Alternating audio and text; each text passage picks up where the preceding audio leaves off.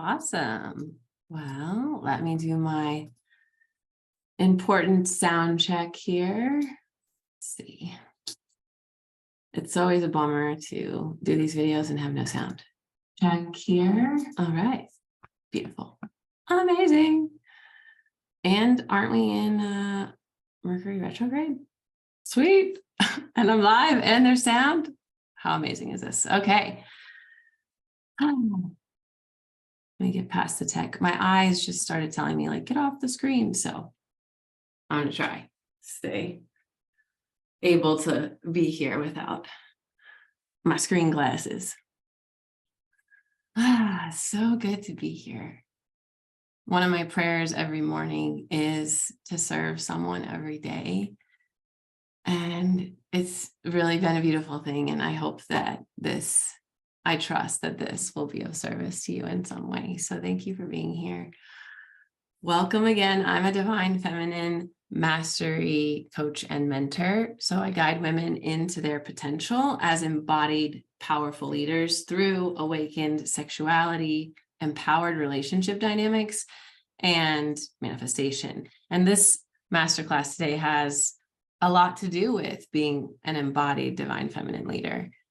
I'm here in this life to support women birthing their soul's purpose into this reality. My method is a fusion of dynamic coaching, energy work, wisdom practices, guidance, rituals, and embracing your sexuality for freedom, right? All of the things that I've had to do myself. I have 2 scholarship offers going on right now. One is for the Divine Feminine Initiation, which begins in the fall, and one is for the Goddess Book Club this summer. So if either of those are interesting to you, send me a message and we can chat about that, or you can book a call and we can chat about it. All right, so it's really an interesting thing. Another thing that I'm here to really support is women and men and whoever, non-gender people experiencing sacred sexuality and deep love, like such a deep love with their partners. So I have a special new offering for couples. This is my VIP package. So if that's something that you want, it's a super juicy offering and I love talking about it and sharing it. So even if you just wanted to chat and find more out about that, I would love to do that. Okay, so discovering the power, freedom, and integrity of being a lineage healer. I was talking with my friend Serena, and she was speaking about this beautiful energy and feeling that she had with her family. And she's an embodied divine feminine leader. And I was thinking about how beautiful the energy is with my family and how much I've learned and grown from it. And it really got me reflecting on different mentors in my life and their relationships with their families and their relationships with, their mom, their dad, their brother, their sister, even sons and daughters, I really realized there's a difference. There's a difference between leaders who are doing their own work to help heal their lineage and healers who aren't, or leaders that aren't. And they have a different frequency. There's a different energy to it. Maybe you could call it integrity, but I don't necessarily know if that's it. It's just different. And I choose to be one of these lineage healers. And I have chosen that. And that has been my path for years. I love my family. I love talking about my family. I feel so blessed to be part of my family. And that wasn't necessarily always the case. So I wanted to get into this. Let me make sure I can see the chat. If you're here, just give me a, hey, I'm here, Dave, a little hi or an emoji. I would appreciate it. So being a lineage healer wasn't something that I had even put words together and had it made sense until I was talking with Serena, and I'm pretty sure she used those words, not me. And thinking about how when we are doing our healing work, it does heal our families in so many different ways. And it helps, like when I say heal, it's really us remembering that we're whole already. that healing journey is us remembering that we're already whole and we're divine. So wherever we are in that, sometimes we remember, sometimes we forget. From personal experience, I've noticed that.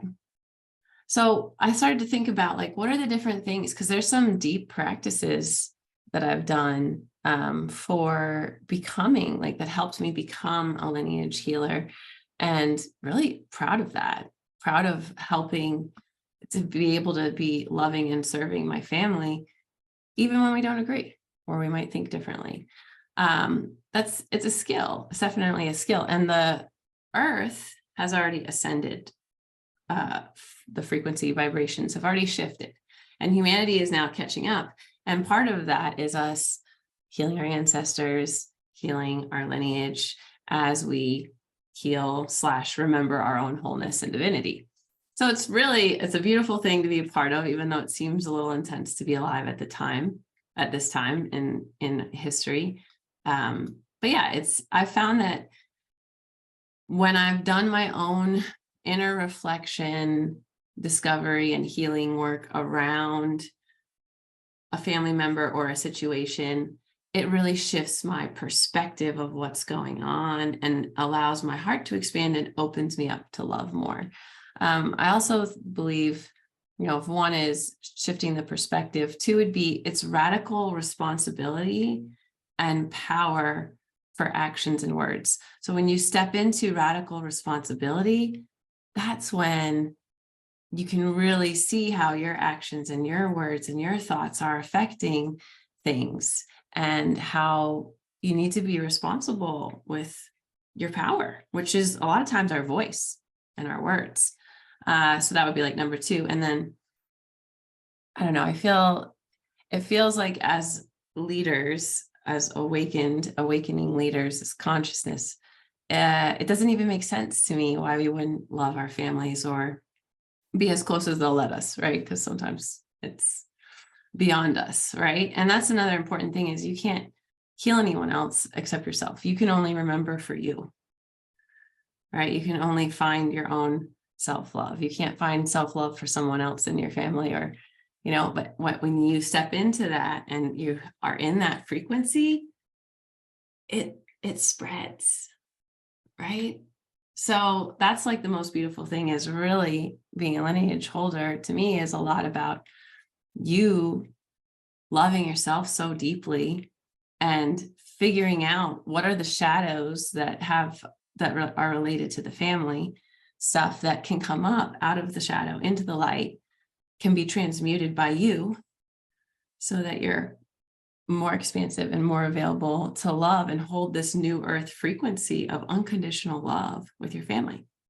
So I want to do a little exercise. Oh, Elaine's here. Hi, Elaine. Thanks for being here. This exercise, you can do this later, just do #replay, and then, let me know if you did it. But we're going to just run through it pretty briefly. Let me make sure I didn't miss anything. My eyes do not want to look at the screen. So doing your own healing requires exploration. Our own healing is self-love and body love, which helps heal our lineage, our family. And if we feel into our bodies and bring up family members, then we can notice what arises. So this is what I was going to do with you. Just wanted to make sure I didn't miss any of that.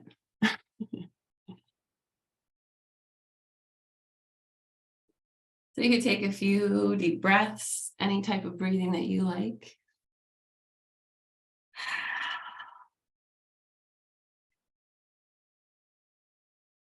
And we're going to bring in your mother.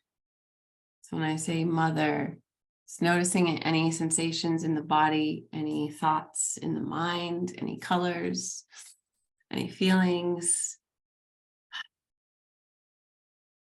It doesn't matter. There doesn't have to be any issues. We're just exploring the lineage. Mother. Oh, this is great. I'm getting like lots of pink light. Okay, so you want to take note of that. I don't think I can do it without wearing glasses anymore. I was trying, but a little better. So take note of whatever came up with mother. Close your eyes, take another deep breath or two. We're just checking in. We're checking in with our lineage. Is there anything that would like to come out of the shadow, or anything that we would benefit from receiving in this moment? And we're going to bring up Father. And you can breathe up and down your central channel. And just notice what arises, thoughts, sensations, feelings with Father.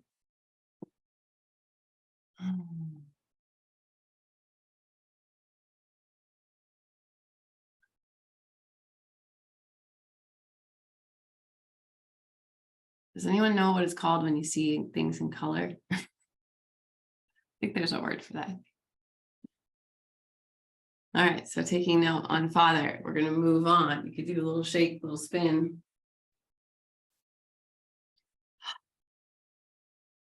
That's noticing what arises for brother.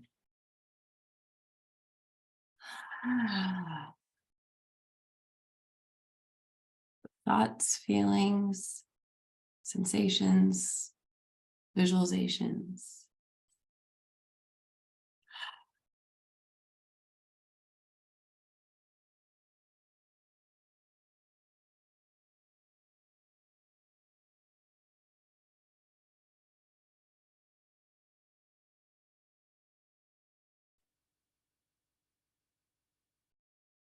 And the last one we're going to bring in is sister. So it's noticing what arises when you hear sister. Sensations, emotions, colors.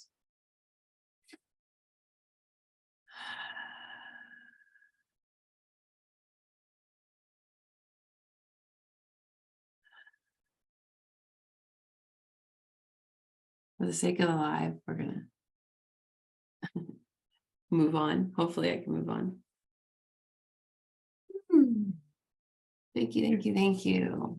So noticing, writing down anything that came to you when you're ready.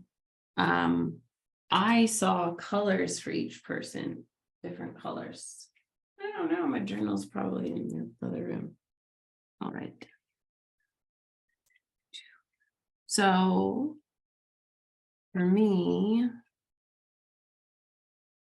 there was this color.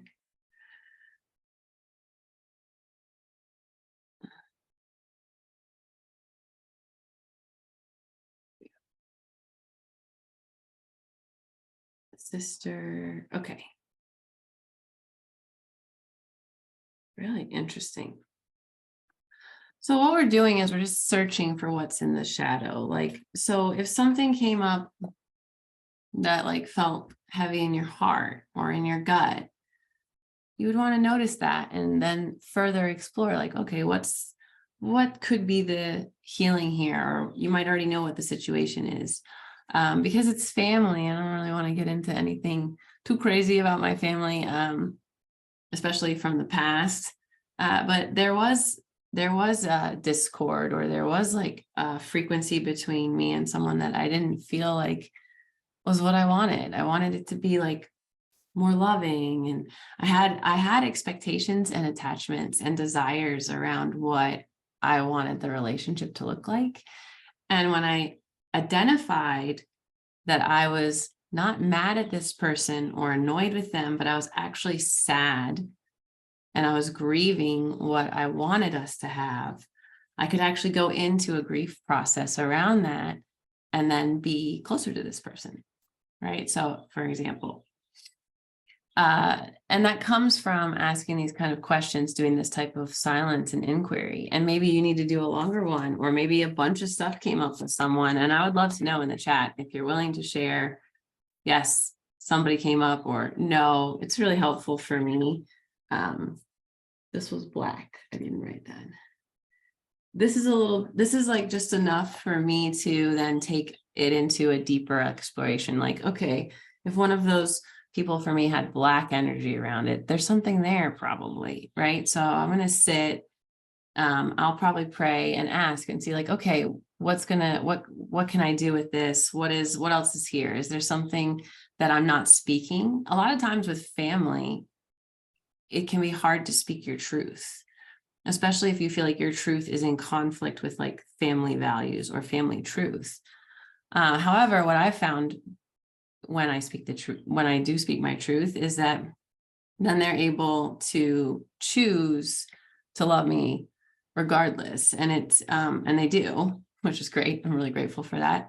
And it's something that, if you're blocking your own energy because you won't share really your authentic self with your family because you're afraid of judgment or you're afraid of whatever, then it takes you out of that divine feminine leader role. It just pulls you right out of it, like, because then you're not able to show up and be this unconditional love frequency that even if you're literally just being and breathing in love in and out of your heart around your family, that shifts things. So I'm breaking up a little. Oh, sorry, Elaine. I'm glad you're listening, though. I really appreciate you being here. Hopefully it will come back and not be too broken up. Any comments about family lineage healing? I know that you have also done this, and it's not like we're not going out like, oh, we need to feel our families. It's not like that. It's like, oh, we're evolving and learning and growing. And it's like, as we share it and we hold and embody that frequency within us, then they can pick up on that frequency. We are vibrational beings. So by you doing your own healing work, maybe it's the forgiveness practice. I can relink that in the comments. That's something I give to everyone and encourage everyone to do, because it clears up the space for deeper healing in the lineage if there needs to be some. Like, starting with forgiving yourself and others is like foundational to this type of work. So let me know if you want it, or I can put it in the comments. All right, let me check if there's anything else. I thought this one might be a little short and sweet.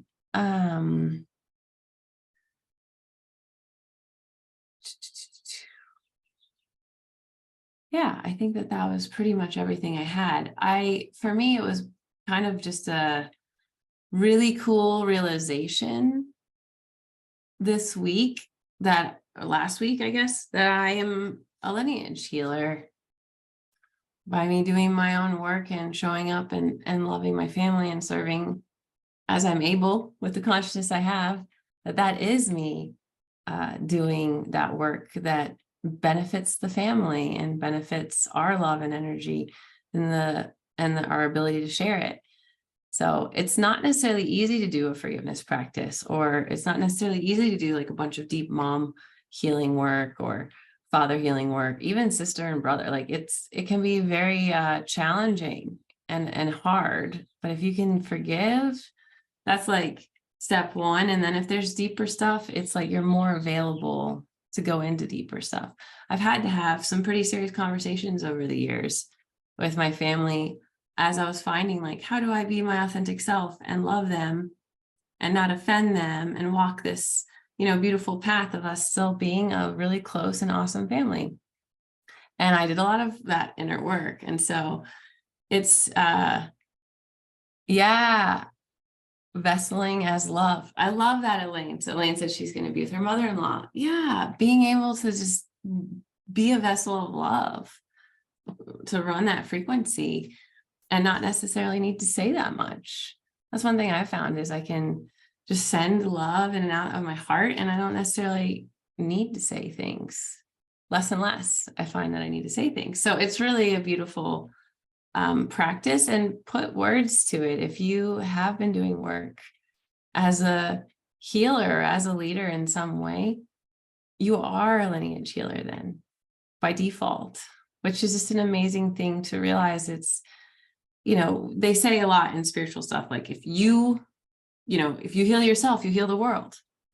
And sometimes the world's too big for you to see how it vibrationally frequency impacts the whole world, how your own love, how you choosing to stop eating instead of overeating, or you choosing to give yourself an oil massage instead of going out, or whatever it is that the self-love practice is, that you choosing that is actually you helping your family choose that, right? And we interact generally with our families once or twice a year, right? Not everybody, but a lot of us do. We try to.